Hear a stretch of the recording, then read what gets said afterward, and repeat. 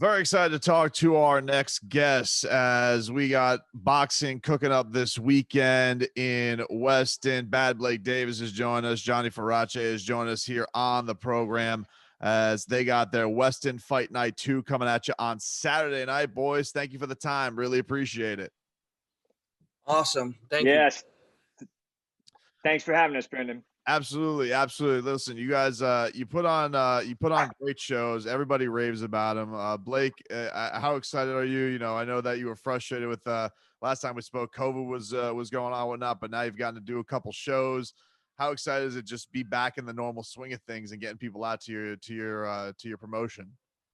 It's nice, man. It feels good. You know, I'm able to get some more fights in, put on some more shows, and just starting to get busy, starting to get a rhythm going, and just getting the ball moving.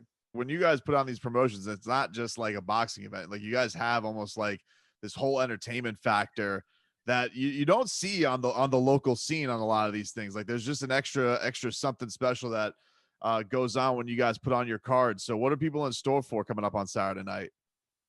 Well, we have the dancers on this one. Not much. It's usually this one's, there's not much other besides, just the boxing. We got the boxing. And we'll have some dancers, but that's pretty much it for the entertainment aspect. You know what, Brendan? What really sets us apart, I think, really is the audio video that we bring in and the element and the mood that we set in the room. In between the fights, we keep it nice and live. We keep energy going. There's a nice nightclub type feel to it. There are not a lot of breaks that really break it down or slow it down. And it's exciting. It's almost like going out to a club. Yeah, like you came off you posted about this on your Instagram, but you suffered your first knockdown in your last fight. You battled up, you got in and you got through. But like what was that experience like just going through that kind of adversity in a pro fight? Like did you sickly like it in a certain way because you got to have that bit of adversity to fight through, or did you feel like, man, I got stuff I got to work on to clean up and not let that happen again? A little bit of everything. I definitely didn't like it. It's definitely not a good feeling. Besides the way I felt, it worked out better fans wise, I guess. It showed a lot about myself. I even learned a lot about myself, it was just it just happened, and I kind of just had to deal with it. I had to get up and fight through it happened in the first 20 seconds of the round. So I had to finish the round. The guy knew he hurt me. So he was really trying to finish me off. He was hitting me with some good clean shots throughout that whole round, but I was able to survive. And he actually wobbled me towards the end of the round as well. But then, once I had that minute rest in the corner, I came out and blasted him out of there. So, it was just, it was definitely an experience. I'll say that, kind of put you in a different dimension. But I was able to pull through and move on to the next one. Do you feel like you learned something about yourself, like internally? Like did you like, I know you don't like it happening, but like did you feel like, man, I'm pretty proud of myself getting through something like that? Definitely, yeah. Just it's something that you just I realized that if the time comes and when something happens, that I'll be ready for whatever's to come my way, And then Brendan, you compound that with him, being the promoter of the show. All of his people are there. He's, the co-main event on his own show, and having that all on his mind. True fighters are truly defined through adversity like this, and he got up and gave him a show. That's for sure.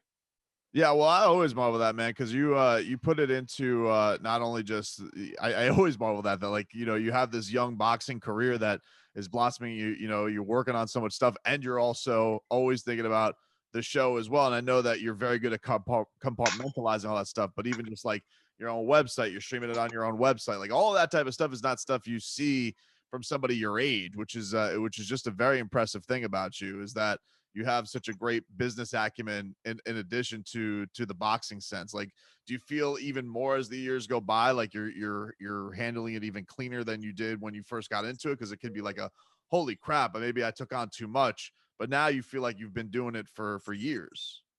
Yeah, I've I got a good team around me. I've got some experience. At first it was very overwhelming, but now I'm kind of learning how to deal with things, and just going through the motions. And, so it hasn't been too overwhelming. It's kind of getting easier.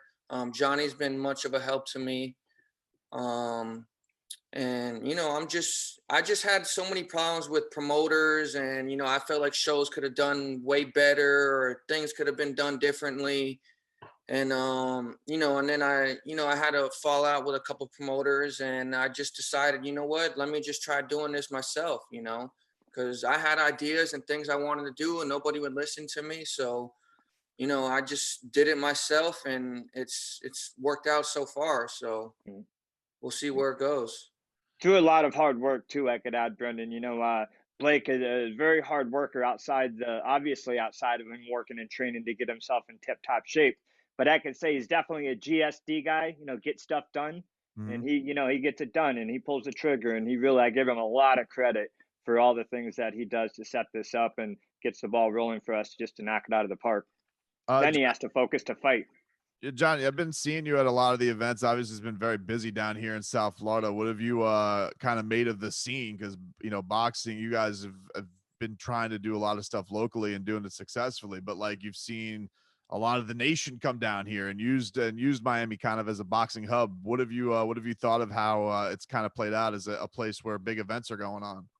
I love that boxing is coming down here and bringing people out. Of course, some of the shows were not professional boxing, of course, well, they're professional boxing, but exhibitions, and the celebrity boxing. But you take that away from it. All those shows are putting eyes on boxing, and all those shows are bringing more people out to boxing.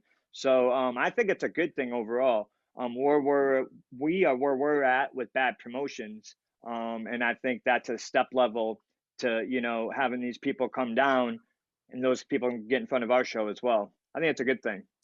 Yeah, but like I don't want to misquote you. I can't quite remember how you phrased it on IG, but like you were pretty impressed with the way Logan handled himself in the Floyd Mayweather fight. Like just the idea that he got through it, because I didn't think it was that entertaining of a scrap, but like it's still a guy going in there with not too much experience against a guy who's regarded as the probably the best boxer over the last 30 years or so. So, like, what was your impression of the Floyd Logan exhibition? I thought Logan Paul did a great job. I was very disappointed in Floyd Mayweather. I was so 100% confident that Floyd would take him out of there, even though he was so much smaller. Just because of his experience and his boxing IQ, I thought he would have been able to get a referee stoppage. I didn't think he was actually going to knock him out, but I thought he was going to beat his head around until the ref stopped it. And Logan surprised me, man. He came out and, he teamed up with Milton, who has that weird hands down style. And I think that style just kind of worked out perfectly for the situation he was put in with a smaller guy. Yeah, I'm kind of with you. That's exactly how I thought it was going to go too. I thought he was going to exhaust him. I thought like the bright lights, like just the stress of like being under the whole event, like after a few rounds, but kind of looked like almost Floyd was like, I don't know, just didn't want to go for broke because he hit him clean probably in a couple rounds, but then he wasn't going down. So I don't know. Well, it did get nasty, in round 7 and 8, you could see Floyd was very frustrated trying to take him out, wanted to take him out, but Logan Paul got nasty back, man, and it was it got a little scrappy in the 7th and 8th round, And give Logan Paul credit as well. He used his weight advantage. He leaned on Mayweather, and Mayweather we know is not in 100% condition what he normally is. So you take that conditioning away, you get into later rounds, a bigger guy hanging all over you. It's hard for him to get off. Blake, the last time we spoke, you were doing some work with Sugar Hill Stewart. How did that relationship with him go? And then I know he's doing the Tyson Fury thing. He obviously has a big fight he's prepping for with the heavyweight championship. So who are you working with for this upcoming fight? Currently, I've been working with Jeff Portz and Kevin Gleason. The relationship with Sugar was great. We still talk all the time. We actually go golfing more than we do training together now. But he's up in Vegas now doing his thing. So I'm sure when he comes back down, we'll link back up again. Sugar is like a good friend of mine now. We're friends outside of boxing. We developed a good relationship. So when he gets down here, I'm sure we'll be boxing as well, and we'll just figure out how to put all the components together and everyone work together. Well, you got Weston Fight Night 2 coming up on this Saturday, June 26th. Check it on out at the Bonaventure Resort and Spa. Bad Promotions is putting on a hell of a show. If you guys can't get out there, it is going to be on badpromotions.com to watch it there. But come on out, check out a great local show going on. Blake Davis back in action. How you feeling just going into this one in general? You feel, I mean, as confident as ever? You excited about this matchup? I feel good. Yeah, no, I'm fighting a veteran. You know, he's got 53 or 54 pro fights. His name's Ulysses Jimenez. You know, he's coming from Mexico. His record's 24-27. So, you know, he's got some experience. I did have a hand injury after the last fight, you know. So it kind of put me out for a couple weeks. So it's kind of been a little bit of a slow camp. But, you know, I'm confident, I'm ready, and hopefully I'll blast him out there in the first round. You know, like I said, I learned a lot about myself in that last fight, and it kind of like woke me up. I told you, it put me in like a different dimension almost. So I really had to dig down and, you know, really lean into my punches, you know. And I plan on just continuing right where I left off. So hopefully I'll blast this guy out of there in the first round. John, anything else you want to say about the show coming up this weekend? Yeah, you know, in addition to obviously Blake fighting, we have 7 other great fights. We have Clarence Booth, who is an electric fighter from St. Petersburg. Peter Dobson, who's from New York, Long Island, New York. He's 12-0. He was on our last card. He's coming in. He's going to be the co-main event. We also have Edward Vasquez from Fort Worth, Texas, 9-0. 1 knockout. He's fighting Jason Vargas, 16-6 from Colombia. That should be a great fight. And also we have Avril Mathion. I don't know if you know, I'm sure you know who she is. She's a Australian swimsuit model turned boxer. She's now 5-0-1, and she's fighting a tough Mexican, Moni Trejo, 2-1. All these fights are going to be great. There's a couple others on the undercard, and it's going to be a great night of boxing. If you can't make it out, we're also streaming live on our website, badpromotions.com, and there you have a bunch of boxing for you. And that's where people can get their tickets to, badpromotions.com. Yep. All righty. Everybody go out there and check out the show. Always appreciate the time, guys. Thank you so much. Thanks for having us, Brendan.